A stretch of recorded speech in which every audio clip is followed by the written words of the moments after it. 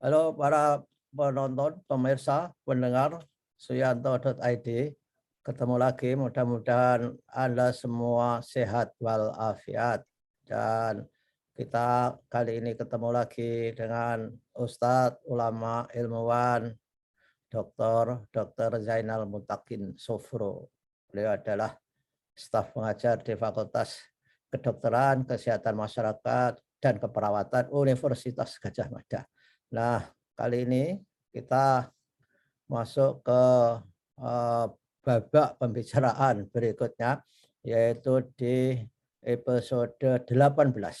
Dan saudara-saudara yang belum pernah melihat episode sebelumnya, bagaimana caranya? Klik judul di bawah video itu, di sana ada link yang sejak episode 1. Dan sudilah kiranya saudara-saudara untuk berbagi video ini, karena ini merupakan upaya untuk membangun literasi masyarakat umat akan kesehatan holistik. Insya Allah ada nilai ibadahnya. Nah, kali ini kita akan membahas persoalan asam lambung. Masih ada kaitannya dengan kemarin serba asam. Kemarin asam urat, sekarang asam lambung. Nah, kita sapa dulu Ustadz Ita. Assalamualaikum warahmatullahi wabarakatuh, Ustadz. Waalaikumsalam warahmatullahi wabarakatuh.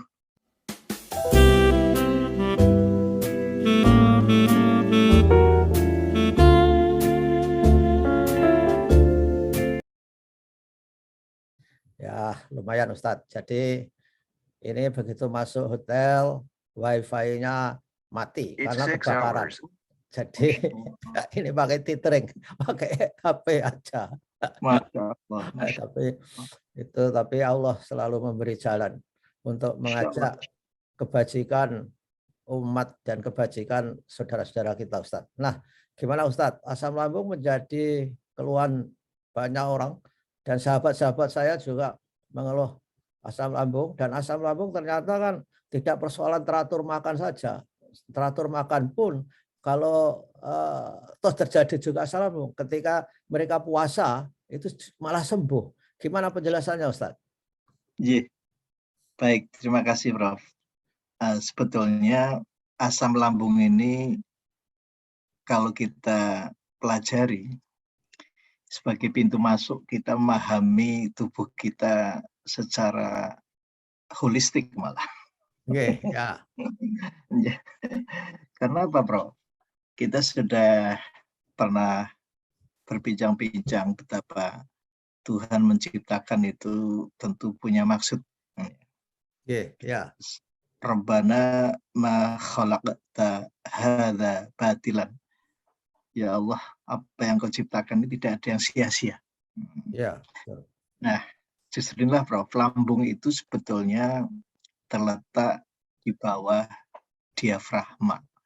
Diafragma itu adalah sekat rongga badan. Ya. Jadi sebetulnya lambung ini merupakan bagian di antara sistem pencernaan yang memang disediakan di dalamnya itu asam lambung. Dan asam lambung ini sebetulnya penting sekali untuk proses pencernaan. Ya. Kalau nggak ada asam lambung, apa balung-balung nom nggak bisa lumat, nggih? Betul. Dan yang penting lagi, Prof, itu membentengi dari ancaman kuman-kuman, Prof. Ya. Nah, kita tidak pernah berpikir ya makan itu sebersih mungkin gitu. Masa mau makan aja cuci, yang dicuci itu tangannya, Prof. Ya. Tapi apa yang ada di dalam makanan itu, apakah kita bisa meneliti satu persatu? Ya. Wah, ya. Namun demikian, Prof, ada yang namanya kuman tahan asam, Prof. Nah, itu disingkat dengan BTA, bakteri tahan asam. Nah, ini, Prof, ini sudah diberi kawah condro di muka masih lolos juga itu. Ya. Nah, barangkali Prof pernah mendengar istilah penyakit tipes gitu. Tipes. itu berarti kumannya kan sekti Mandraguna itu. Oh, oke.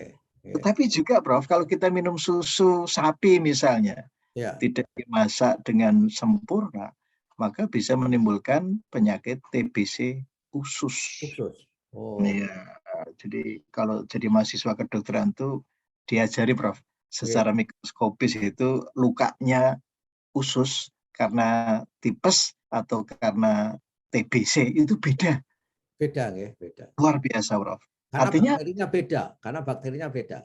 jenis kumannya beda Prof. Kuman. Tetapi bisa memunculkan luka yang beda Prof. Oh, Ya, yang satu itu sesuai garis usus, yang satu melintang Prof. Luar biasa itu.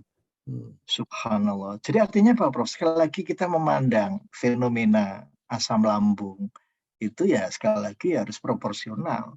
Ya. Lebih ini terkait dengan suasana hati Prof. Ya, jadi kita kan sudah berbincang-bincang tentang keseimbangan. Ya. Homeostatis. Homeostasis antara simpatis dan parasimpatis. Ya. Jadi saya kira untuk mempermudah Prof, kita setiap hari kan keluar rumah lihat lampu traffic light itu. Ya. Lampu hijau, ya mengapa pagi hari ini Prof kan pakai lampu hijau lirik-lirik. Jadi Prof tidak sadar itu kalau baju saya hijau ya. Ini kesiapan Vagus Smart. Ya Vagus Smart itu artinya Prof. Artinya apa? Orang yang ada di dalam lampu hijau itu kondisinya safe Prof. Ya, meskipun masuk hotel kok wifi-nya kok tidak nyala ya. Tapi coba dicari solusinya lah, pakai HP pun ya jalan. Jadi inilah Prof sebetulnya. Lampu hijau itu adalah tempat solusi ya. Tapi kalau kuning dan merah itu artinya dissolution. Itu yang memicu munculnya penyakit. Ya. Jadi sekali lagi Prof, orang kalau hidupnya tenang Prof, itu asam lambungnya juga tenang loh Prof. Ya. Tapi begitu kita itu neokorteksnya diambil alih oleh limbic system, ya, pusat emosi, ya. Dan minta maaf Prof, orang selalu mengatakan saya itu tidak stres loh. Saya itu tenang kok hidupnya, apa-apa sudah kecukupan. Minta maaf loh Prof. Ya, itu kan persepsi itu Prof. Ya. Tetapi neuroception-nya, alam bawah sadarnya itu dikuasai oleh limbic system tadi atau sympathetic nervous system. Yang limbic system itu gudangnya emosi, ya. Emosi Prof. Ya. Yang di situ ada amigdala sehingga ada istilah amigdala hijack. Ya, amigdala. Oke, amigdala hijack. Ya. Prof Suyanto kan senang sekali kalau ada amigdala hijack. Amigdala hijack dibaca. Amigdala hijack itu wilayahnya lampu kuning itu loh Prof. Oke. Lampu kuning ini Prof, itu bekerja untuk menahan yang merah Prof. Ya, supaya tidak bergejolak. Dan ini penting ketika kita menghadapi kondisi ketegangan, supaya lampu merahnya itu jangan mengambil alih. Karena lampu merah ini adalah wilayah GI tract. GI tract itu adalah gastrointestinal tract. Ya. Tract itu adalah traktus atau saluran lah. Ya. Jadi saluran pencernaan itu adalah wilayah merah, Prof. Jadi kalau terjadi gangguan pencernaan itu, Prof, berarti kita persepsinya ini itu harus mengarah pada bagaimana merah kembali ke hijau, Prof. Ya.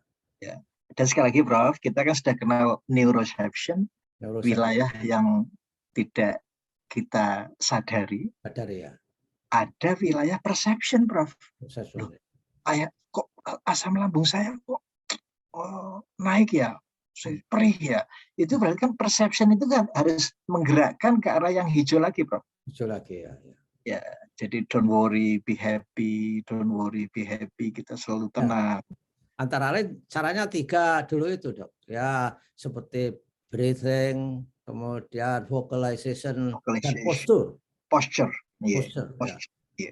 Nah, itu semua ada di dalam kegiatan menderas Al-Quran dan gerakan sholat itu, Prof. Sholat. Ya. Ya, atau senam-senam tai chi dan sebagainya. Yang berikutnya, Prof, tadi ya minta maaf ya, sebetulnya orang merasakan mah itu kondisi lambungnya itu dalam kondisi meradang, Prof. Meradang. Ya, inflame ya. Jadi tanda peradangan itu kan ada satu adalah inflame, itu merah ya, Merah. perubor. Itu merah, Prof. Itu kalau di endoskopi, Prof. Nah, Ya. sekarang ini ada alat untuk meneropong kondisi lambung. Itu merah itu, Prof. Ya, perubor. Ya, betul. Saya pernah, Dok. Saya pernah. Itu dimasuki alat. Saya pernah kolonoskopi. Lah, itu dari bawah untuk Dari mengetahui bawah. ada Ya. kelainan-kelainan di kolon itu.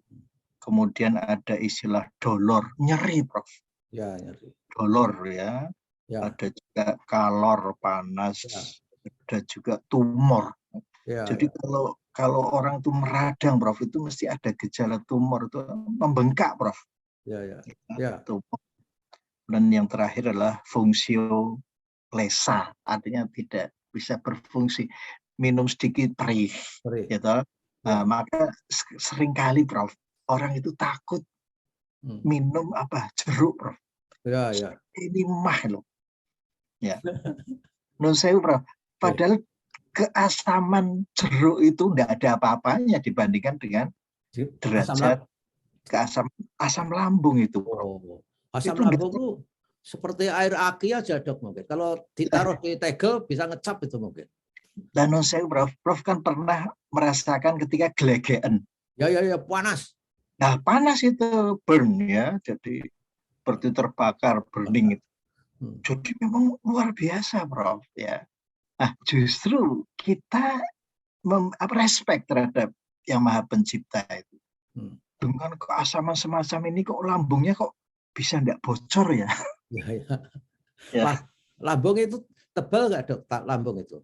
Wah, itu berlapis-lapis, Prof. Ya. Itu seperti anduk ya, kalau sapi babat itu ya, Dok? Leres. Nah, saya, Prof, kami pernah menjumpai jamaah haji, Prof, ini. Ya.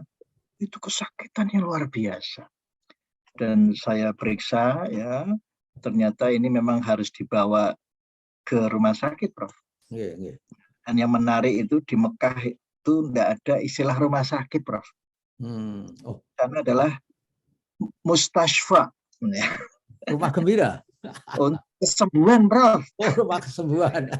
Jadi masuk ke situ sudah sembuh gitu aja, gitu loh, Prof. Ya. Kalau di benak kita itu masih ada kata sakit itu kan justru berbahaya untuk proses kesembuhan, Prof. Ya, betul. Itu maka kita hospital itu kok lebih pas ya. Bisa menjadi neuroception. Itulah betul, Prof. Jadi belum apa-apa masuk unit gawat darurat. Wah, ini kan ngeri, Prof. Iya. Harusnya diganti dengan unit baik-baik saja, kan gitu. Semua. Nah, orang kalau masuk UGD Prof lihat orang yang ceria, orang yang tenang itu kan gawat semua, Prof. Gawat. Ya, dokternya saja tegang, perawatnya mondar-mandir. Ini tidak membantu proses kesembuhan ini, Prof. Ya, jadi sekali lagi unit baik-baik saja. Luar biasa. Ide cemerlang, Dok ini. Film ini kok kata Prof kalau membuat judul-judul itu kan nyaman. Tinggal bersahabat. Nah, Dok, asam lambung ketika kita yang neurokorteknya dikuasai oleh amigdala hijack itu fenomenanya apa jadinya? Membuat hormon yang membuat asam lambung berlebihan atau gimana, Dok? Iya, otomatis kan produksinya meningkat, toh, Prof. Nah, minta maaf, Prof. Usus ini menarik loh, Prof. Nah, kalau kita itu bertamu, ya, berkunjung ke rumah saudara, kok terdengar itu kelontang-kelontang, ini sedang masak apa ya ini ya tuan rumah, itu belum sudah keluar loh empedunya itu, Prof. Oh, anunya ya, siap untuk mencerna. Siap untuk mencerna. Jadi sekali lagi Prof, neuroception inilah penting sekali ya. Jadi kita ini jangan selalu dihinggapi oleh perasaan takut, khawatir ya. Apalagi pengalaman Prof lah di lingkungan suasana yang kejar tayang misalnya. Target ini harus terpenuhi. Ini akhir tahun laporan harus selesai. Ini kan asam lambungnya bergejolak ini, Prof. Gitu. Jadi sekali lagi saya kira Prof, masyarakat perlu mempunyai konsep kesehatan yang jelas itu. Ya, lampu traffic light itulah ya. Kuasailah tubuh ini dengan lampu hijau yang sudah dicontohkan Prof Suyanto langsung pada acara hari ini. Suasananya santai gitu Prof. Jadi walaupun baru masuk ke hotel, tapi karena ini ada acara penting ini ya. Ya, ini tidak boleh lewatkan dulu ini. Jadi pertama kali masuk lobi, yang saya tanya, wifi hidup. Mati Pak, kenapa? Oh karena kebakaran. Ya sudah nggak apa-apa, pakai HP saja. Luar biasa. Nah itu Prof, kita punya pegangan sebetulnya. Jadi ketika kita menghadapi sesuatu kok tidak seperti yang kita harapkan Prof. Itu bisa kita mengucapkan fihi khairun insya Allah. Fihi khairun insya Allah. Fihi khairun insya Allah. Insya Allah baik-baik. Baik-baik saja insya Allah. Nyatanya Prof masih bisa senyum-senyum begini kok. Iya, tidak. Insya Allah gawat darurat. Tidak di hijack oleh amigdala. Oh ya. Insya Allah ada jalan keluar. Nah, karena apa Prof? Kita itu tidak tahu loh apa yang akan terjadi loh Prof. Iya. Itu dalam surat Luqman ayat 34. Wa ma tadri nafsum madza taksibu ghadan. Anda itu tidak tahu apa yang akan terjadi di kemudian hari. Gitu. Jadi sekali lagi Prof, ini penting untuk memelihara lampu hijau Prof. Rasa aman ini yang menguasai adalah yang Maha Pencipta Prof. Iya. Innalladzina qalu rabbunallah tsumma istaqamu tatanazzalu alaihimul malaika alla takhafu wa la tahzanu wa absyiru bil jannah.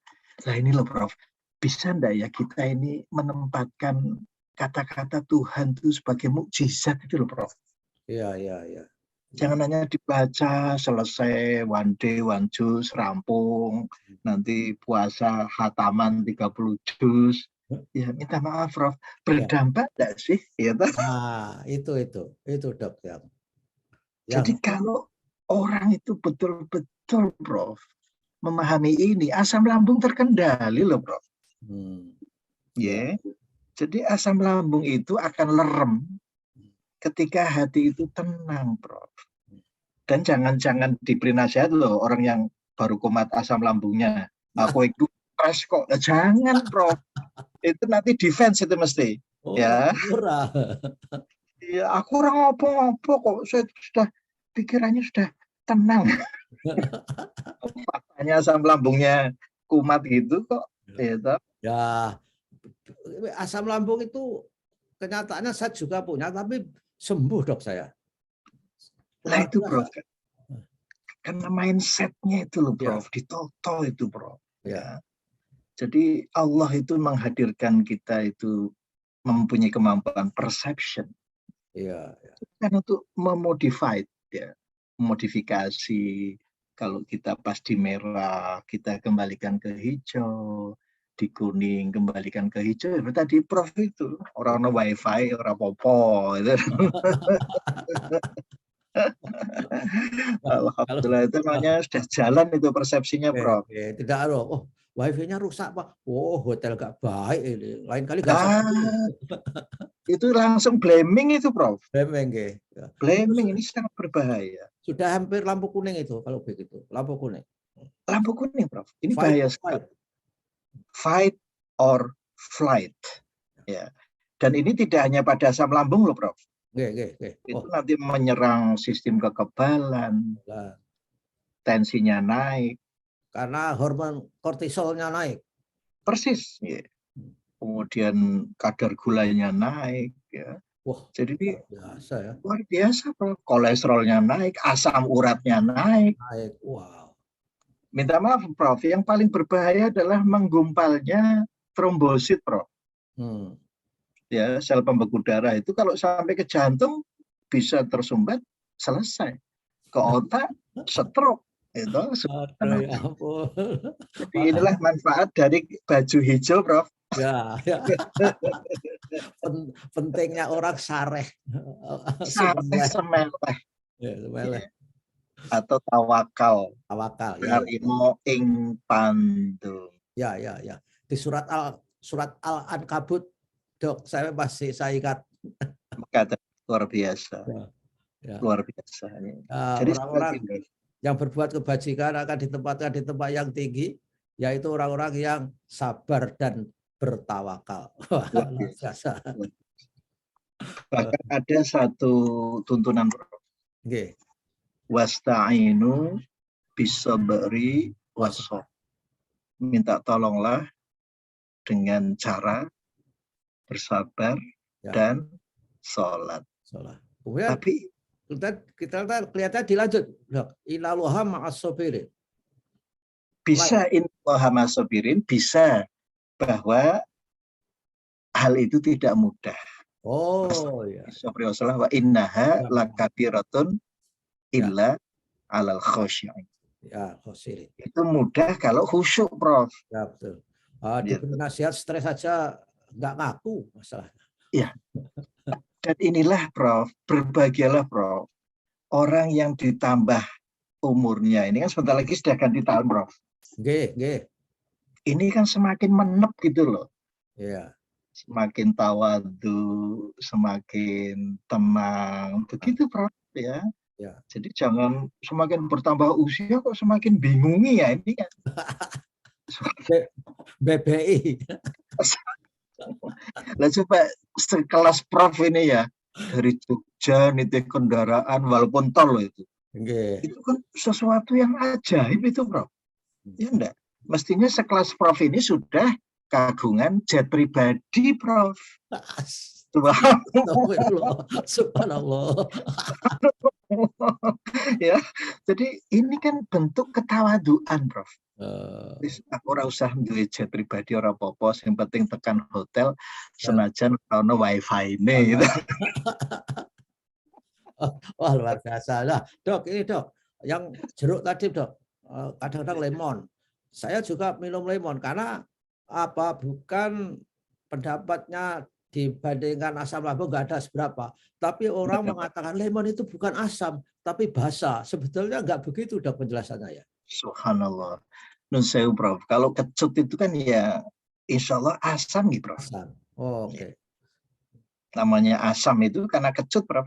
Ya, ya. pH-nya di bawah 7. Ya. Oh. Jadi kalau minum nipis, lemon itu sebetulnya bukan ancaman asam lambung itu. Yang ancam itu justru pikiran, Dok. Betul, Prof. Jadi nun sewu, Prof, ini yang perlu diklarifikasi. Asam lambung itu yang wajar kan bersahabat dengan lambung, Prof. Ya, karena miliknya. Nah, karena memang lingkungan hidupnya itu. Ya. Kenapa kok kumat? Nah, ini yang harus dipertanyakan, Prof. Kumat berarti kondisi ususnya dalam kondisi meradang atau inflame. Sehingga jangankan kok lemon, minum air biasa saja perih kok, Prof. Ya, betul. Ya, karena luka ya. Luka, Prof. Ya. Air asin juga bikin perih itu. Lah kalau pas kumat itu tadi, kalau dalam keadaan biasa ya enggak masalah. Gitu. Jadi ini yang harus difahami. Nah, justru itulah maka Prof dalam forum ini kan yang penting bagaimana kita menjaga supaya tidak terjadi inflamasi tadi. Gitu. Dan tidak kurang-kurangnya loh, Prof. Sebelum makan kita selalu berdoa, Allahumma barik lana fima razaqtana wa qina adzabannar. Nar itu kan panas, toh, Prof. Wah, iya. Oh, iya. Lah, jangan sampai makan kok malah menimbulkan masalah. Wong Prof sendiri sukanya sambel kok, sambel Iya, Ponorogo. iya. Itu penting itu. Saya kira memang ketenangan jiwa, pasrah, tawakal itu saya kira pencegah asam lambung yang sangat mujarab, Dok. Ya, Sangat. saya kira Dok, ini sudah banyak hal kita sampaikan. Para pendengar, mudah-mudahan Anda semua bisa mengikuti tausiah Ustadz Zainal ini dengan baik dan sudilah kiranya untuk berbagi video ini karena ternyata untuk membangun literasi kesehatan holistik itu tidak gampang. Sehingga andai kata Anda meng-share, membagi video ini kepada sahabat, teman, sejawat, dan orang-orang yang dicintai, insya Allah mengandung ibadah. Begitulah, Dok. Dan kita harus mengakhiri karena dokter sebentar lagi akan harus bekerja di fakultasnya untuk membimbing para dokter-dokter muda yang akan mengabdi pada kemanusiaan. Terima kasih dokter atas kebersamaannya. Mudah-mudahan minggu depan kita bertemu lagi. Amin. Wassalamualaikum warahmatullahi wabarakatuh. Waalaikumsalam warahmatullahi wabarakatuh.